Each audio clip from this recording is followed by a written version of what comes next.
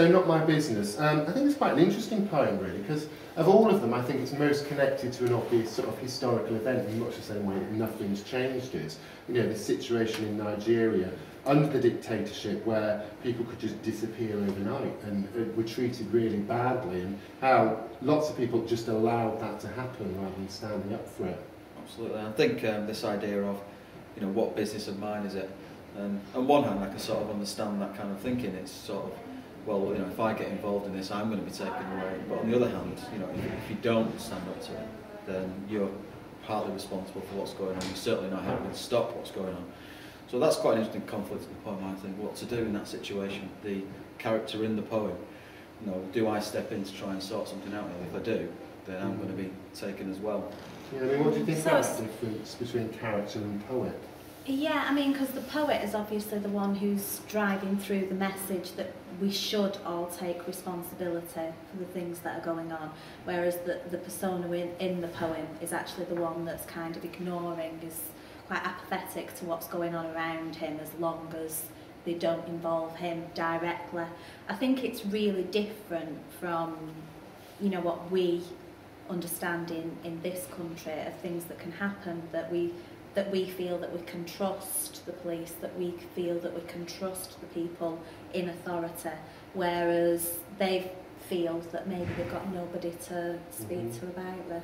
And then of course there's that twist at the end, you know, 3 stanzas of what business of mine is it, and then of course that real irony, well, it is your business and this is what happens. Absolutely, yeah. Because it will eventually, there'll be nobody left to stand up for you, won't there? Yeah, because well, I think the surprising thing as well is some of the reasons that, you know, the dictators would come and get people for. So Chinwe, you know, why would she sacked? It may have been because she said something against the government, something as simple as that, which in this country, you know, you can do without fear of getting sacked. I mean, we have free speech. Yeah. Some real imagery used, in particular the personification that's used at the end, the bewildered lawn, which kind of shows you how confused. You can't give those kind of personal qualities to a lawn, but it's actually showing that confusion that he obviously feels as well about what's going on.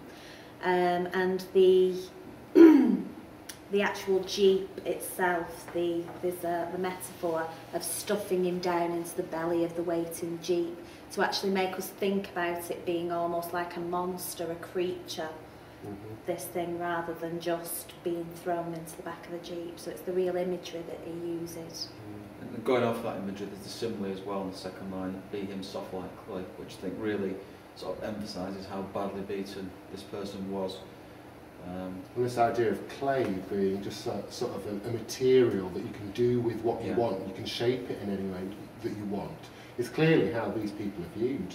Absolutely, yeah. Rather than as people. I think there's the repetition in line 17 of no as well, no query, no warning, no probe, kind of emphasises again that, you know, you could be taken away or beaten up or sacked for literally next to no reason.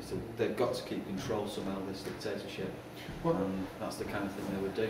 Yeah, I mean, what do we think about this? I mean, he refers to all of the narrator calls all these people by their first names, at Carney, Ladi, Chinwe. Makes us think of them as his friends, as people he does know, people he should be sticking up for, and hasn't really, as kind of still ignoring them. As real people, basically, as opposed to what the government are actually treating them like, not treating them inhumane or like people. I mean, I find interesting about the language this use of this repetition of the question, what business of mine is it? So long we don't take the yam from my savoury mouth. I think there's an increase, because it's repeated, it's sort of increasing the sense of guilt this person feels. You know, keeps asking the question for reassurance. It's not my business, it's not my business, like the title says. I mean, I don't think that, you know, the yam is, the food is particularly important. No. It's just symbolic of something. I mean, what would it be symbolic of? Well, symbolic of, you know, my life, as long as I'm okay. You know, why involved in exactly, yeah. Right, in terms of structure then, I think the obvious one really is the fact that what business of mine is it, the 3 lines there are indented, and I mean, I think that's to draw extra attention to it, make it stand out a bit more, this idea of, you know, what are you doing about what's going on, what business of mine is it, why should I get involved? I think it really emphasises his belief at that point of, as long as I'm okay, I'm not going to get involved in it. Yeah, putting it almost separate to the rest of what's going on, isn't it? Separating himself from it. I mean, I think it is interesting. Of all the poems, it's got the most obviously sort of rigid structure. You've got 3 stanzas that are very similar. You know, you've got first 4 lines are a narrative, then you've got the 3 lines of the question. So perhaps more than any of the other poems, it's got this very rigid structure. And I think maybe by doing that, he's sort of suggesting, well, this is what life was like in Nigeria. You had to follow the rules. And if you didn't follow the rules, then you would be an Akani or a Danladi or a Chinwe. They would do it. Yeah, it is very narrative. It is like a story in the way that all the stanzas go through like a story. I think to actually show you that it is these real people that it's talking about, and then obviously separating himself to the last one at the end where there isn't any of that indentation because it has come back to him, and it does involve him this time. And it's any time as well, isn't it? It's one morning, one night, one day, one evening. You know, there's the randomness about that. You never knew when they were coming. When they were coming, it wasn't always one particular time.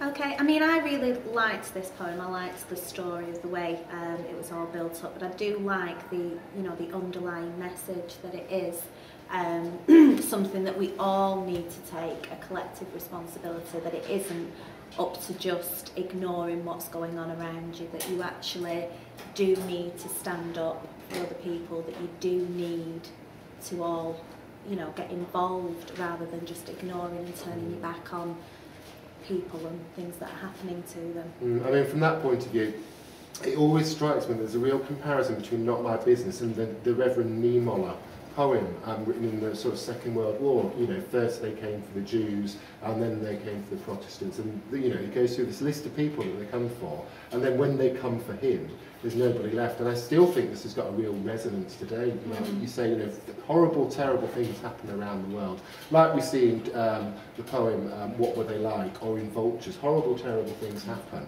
and if we as citizens don't do something about it, then it will always be like that. It'll be like nothing's changed. Yeah, because we're allowing it to happen in a way. I think maybe as well we need to perhaps be a bit more appreciative of our political system. I mean, we complain about food prices and petrol being too expensive, but at least we have a democracy where we can change things and have a voice, whereas in some countries, still, I mean, Zimbabwe being an example, current example, you know, people don't have that choice.